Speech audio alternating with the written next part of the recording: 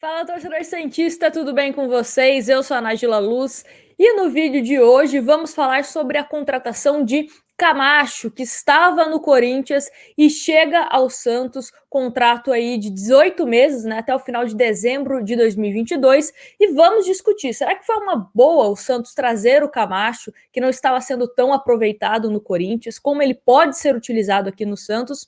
E já tem uma informação importante é que ele já treina no CT Pelé com os demais jogadores, né? Ele que já está com ritmo de jogo, porque estava treinando com o Corinthians, entrava em alguns jogos, e se ele aparecer no bid, pode ficar à disposição do técnico Fernando Diniz para a partida de quinta-feira contra o Fluminense no Maracanã. Mas antes da gente falar sobre o Camacho, se ele pode ser útil ou não, como jogar com o Camacho, quais as opções que teremos aí para esse meio-campo, eu quero te dar uma dica bacana, que é o aplicativo da OneFootball, totalmente gratuito, e você tem a opção de marcar o Santos como a sua equipe favorita, pode marcar outros times também, e sempre será notificado assim que tiver alguma novidade. Por exemplo, quem tem o aplicativo da OneFootball e selecionou o Santos já sabia em primeira mão dessa contratação do Camacho. E também tem o tempo real dos jogos, né? Assim você não perde nada o que está acontecendo com o Santos Futebol Clube. Mas vamos então para essa questão do Camacho, né? O Camacho que não é um jogador que está deixando saudade no Corinthians, a gente observa isso principalmente nas redes sociais, né? A situação do jogador com a torcida.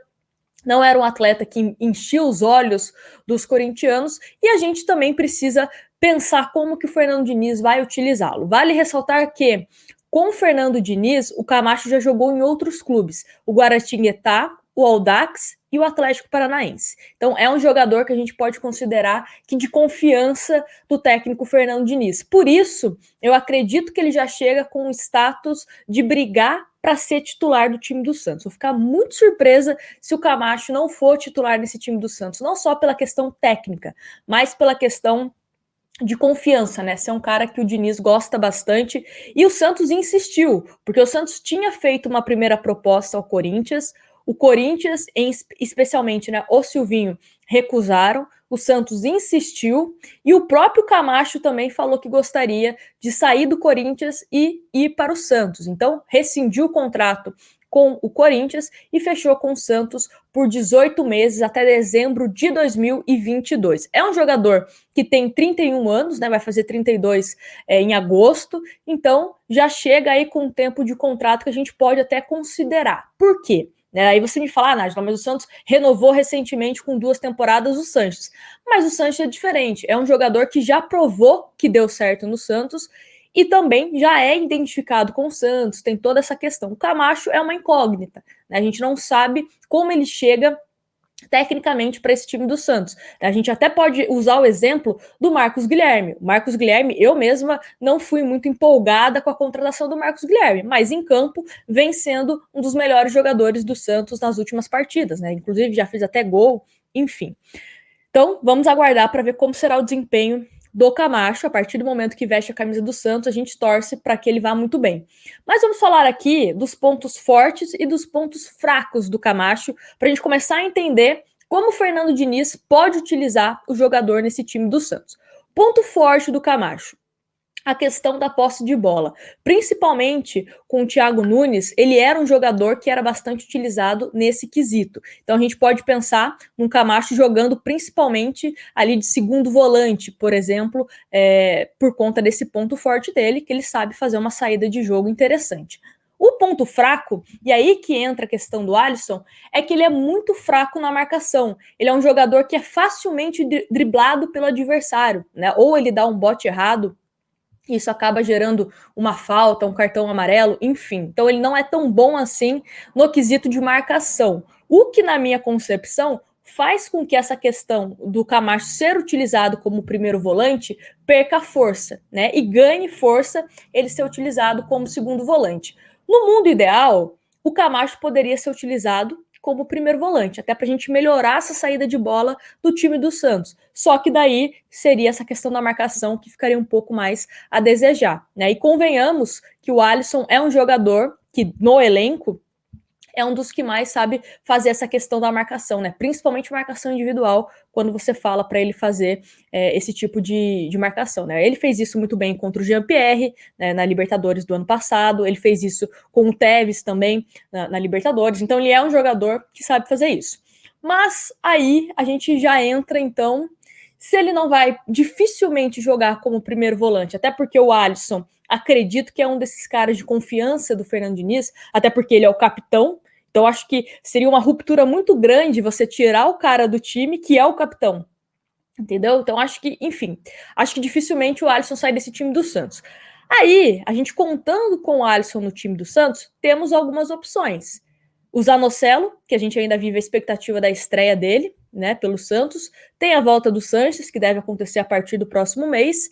E aí, temos o Giamota e o Pirani. O Giamota hoje joga como aquele segundo volante e o Pirani joga ali no meio campo, só que não está conseguindo render tanto, né? Nos últimos jogos o Pirani vem deixando a desejar.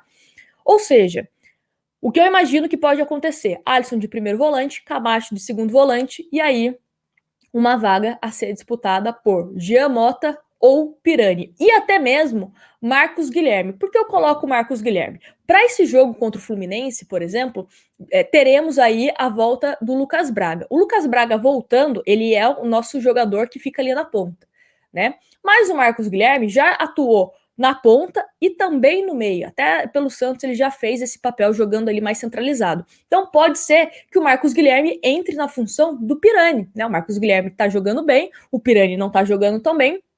Então pode ser até mesmo que ele ganhe essa posição passando o Pirani e passando o Giamota. Aí a questão do Zanocelo é brigar pela posição com o Camacho, né? É brigar pela posição com o Camacho e quando o Sanches voltar, mais um aí na concorrência em relação a essa posição de segundo volante, né? Eu acredito que é isso que vai acontecer. Não é como eu escalaria esse meu time do Santos. Quem acompanha aqui o canal, acho que já ficou bem claro o meu posicionamento. Gosto daquele primeiro volante que saiba sair jogando, que tenha uma aproximação maior na área adversária, como é o caso do Balieiro, até mesmo o Kevin faz isso, né? Ou até mesmo colocar o Camacho. Coloca o Camacho e tenta fazer com que o setor defensivo do Santos se defenda, mas sem a necessidade daquele volante mais brucutu, né? Que é o caso do Alisson.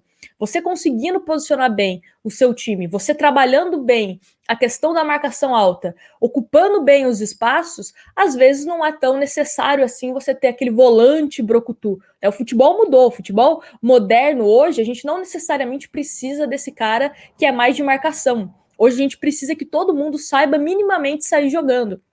Ainda mais com esse time do Fernando Diniz, até me parece um pouco contraditório. Se ele quer que até o zagueiro, o goleiro principalmente, saia jogando bem com os pés, por que o primeiro volante vai ser diferente? No jogo mesmo contra o Juventude, o Santos teve muita posse de bola, mas que essa posse de bola passava pelo Alisson, passava pelo Lua Pérez, pelos laterais. Então, se no estilo de jogo do Fernando Diniz obrigatoriamente o primeiro volante e o segundo volante precisam sair jogando, precisam ter esse bom passe, eu acho que é um pouco incoerente você ainda pensar no Alisson como o primeiro volante, né? Então, essa questão do Camacho pode movimentar bem esse sentido do meio do Santos, né? Acho que não vejo no Camacho essa questão de mudar a chavinha do meio do Santos, né? De fazer um meio mais criativo. Torço para que queime a minha língua, torço. Mas eu gostaria de ver um meio-campo mais leve, né? Um meio-campo com Zanocelo, um meio-campo com Marcos Guilherme, ou até mesmo o próprio Pirani, até mesmo o Giamota, que eu acho que ele não vem comprometendo, mas ele se mantém estável, né? Ele nem dá aquele pico de estar jogando muito, e nem aquele pico de que está jogando mal. O Giamota está estável. Então, fica aí, né? A grande curiosidade é quando o Sanches estiver à disposição, como será esse meio-campo. Por outro lado, é importante você ter cada vez mais opções ali no elenco, né? Além do Campeonato Brasileiro, nós também temos Copa do Brasil e Sul-Americana. Então a gente precisa de mais opções, porque os jogadores se machucam, os jogadores ficam suspensos, né? E falando em suspensão, o Alisson está pendurado. Então, se ele tomar cartão amarelo contra o Fluminense, abre uma vaga para o jogo contra o São Paulo. Aí será que essa vaga pode ser ocupada pelo próprio Camacho, sendo testado como primeiro volante? Ou será que ele vai colocar o Balheiro? Será que ele vai colocar o Kevin? Como será que Fernando Diniz vai armar esse time do Santos? Mas enfim, o interessante é que aos poucos a gente está conseguindo formar esse elenco. Em relação ao Camacho, se é uma boa contratação ou não, só o tempo vai nos dizer. Mas eu já aproveito aqui para desejar boa sorte ao jogador, é o que eu sempre falo, né? Vestiu a camisa do Santos, a gente torce para que vá muito bem. Mas quero mais uma vez a opinião de vocês, se você gostou da contratação ou não, e como você montaria esse meio do Santos, pensando no Camacho, né? Como eu falei, acho que o Camacho será um dos titulares aí desse meio do Santos, e fica aí esse quebra-cabeça para o Fernando Diniz. Espero que vocês tenham gostado do vídeo. Não se esqueça de deixar o like, se inscrever no canal e compartilha esse vídeo ou canal com mais amigos santistas para cada vez mais pessoas cheguem aqui no canal para a gente ter uma comunidade de cada vez mais torcedores do Santos. Um grande abraço para vocês e a gente se vê no próximo vídeo.